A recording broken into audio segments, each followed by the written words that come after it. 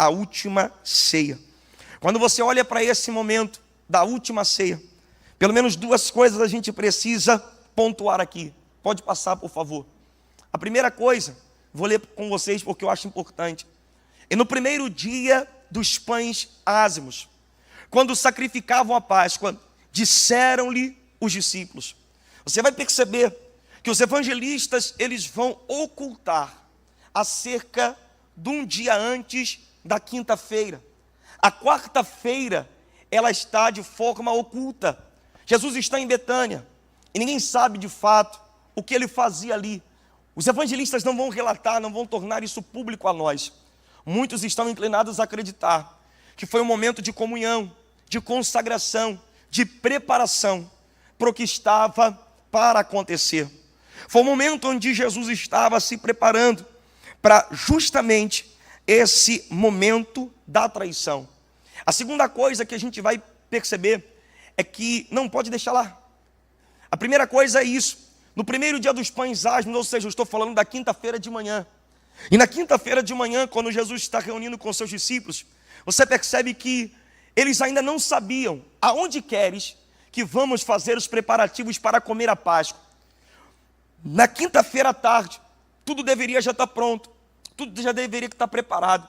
Mas na quinta de manhã, muitos estão se perguntando, aonde nós iremos fazer essa ceia? Aonde queres que vamos fazer os preparativos? E enviou 2 dos seus discípulos e disse, ide à cidade, e um homem que leva um cântaro de água vos encontrará, segui a ele. O professor Ronaldo me perguntou, o que esse cântaro simboliza? Eu vou tentar responder o que esse homem representa. Eu acredito, pastor Ronaldo, que esse homem seja um presságio para aquilo que Jesus queria apontar para os seus discípulos. Porque se você olhar para Mateus capítulo de número 26, o que você vai perceber é que Jesus, ele não quer deixar claro o momento da Santa Ceia, ou melhor, o lugar da Santa Ceia. Por quê? Porque ele não quer antecipar um evento que vai acontecer naturalmente. Pergunte para mim o quê? Irmão, está desanimado? Pergunte para mim o quê? Ele não quer antecipar o momento da traição. No capítulo de número 26, o que nós iremos perceber ali, olhando Mateus capítulo de número 26, que eles já buscavam, 26 versículo 5, eles já buscavam uma oportunidade para matar a Jesus. Judas já queria uma oportunidade. E se você ler no livro das guerras dos judeus, você vai perceber que, historicamente falando, já existem 3 eventos antes da Páscoa, 3 tumultos que aconteceram na Páscoa.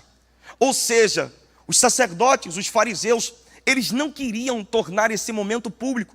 Ele não queria que fosse no meio da multidão. O que eles queriam? Uma oportunidade sozinha com Jesus. Judas já decidiu trair ele. Se ele fala, se ele sabe, pastor Ronaldo, eu acredito que talvez seja esse um dos motivos. Se ele fala publicamente aonde era a última ceia, Judas conduziria para lá os traidores. E seria um prato cheio para os sacerdotes. Por quê? Porque eles já não queriam visibilidade. Estou certo, pastor Alfredo? Pode ser isso? Se não for, depois os senhores me corrijam.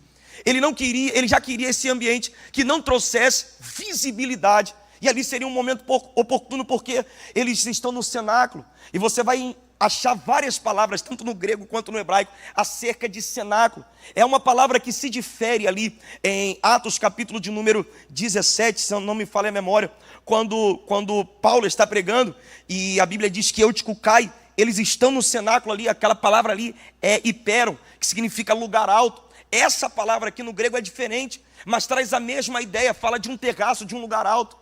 Então, os cultos eram feitos em lugares altos, normalmente para ter esse ambiente reservado. Eu não estou falando de um ambiente como esse, que você prega aqui na Devec, irmão. Pelo amor de Deus, esse microfone fala sozinho. Você tem um bom retorno, os irmãos se ouvem. Aí, eu queria uma vez usar esse negócio que os músicos usam aí para saber o que acontece aí dentro. Qualquer dia desse, põe aqui para eu saber como é que é. Irmão, tem toda uma estrutura aqui para vocês. Mas eu estou falando de um ambiente onde os lugares de culto era bem próximo do comércio. Então imagine, irmão, Alguém aqui dentro tentando dar uma aula, tentando pregar, e ali do lado de fora um comércio, o pessoal gritando: olha o carro do ovo. Eu não vou falar isso.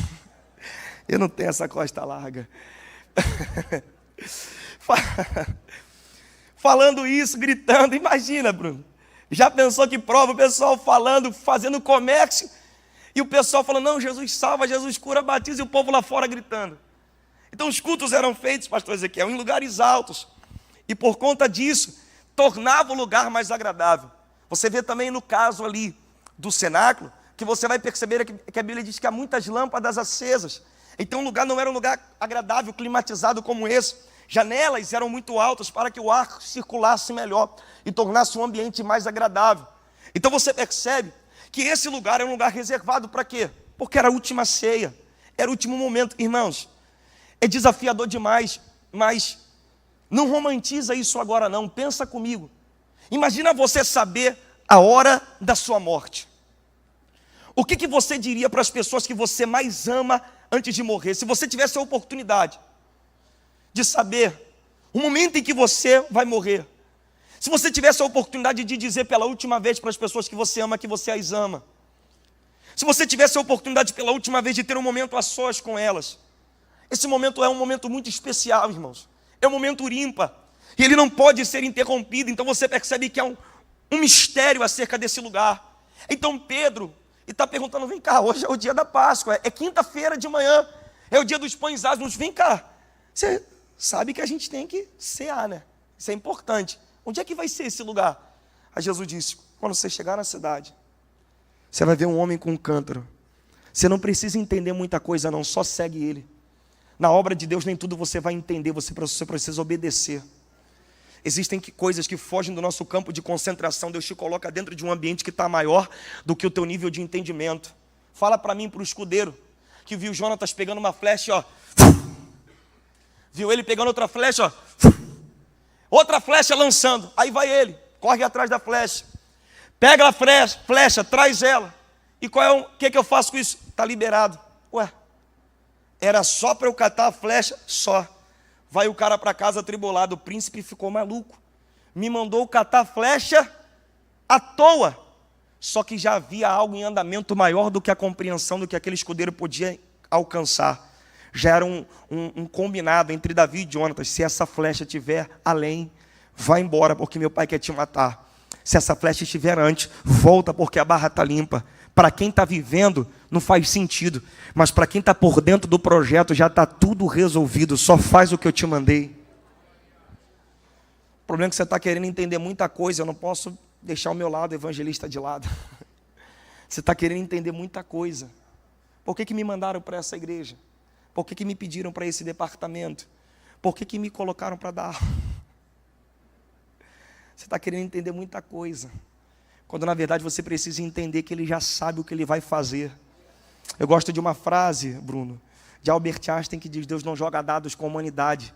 Você pode pregar comigo? É só essa vez, eu sei que eu estou dando aula, mas fala para quem está do seu lado: Deus não está improvisando com você. Deus já sabe o que vai fazer com a sua vida. Deus já sabe aonde vai te levar. Talvez o momento que você está vivendo não seja o que você gostaria de viver, mas isso não significa que Deus perdeu o controle. Só vai seguindo o homem do cântaro.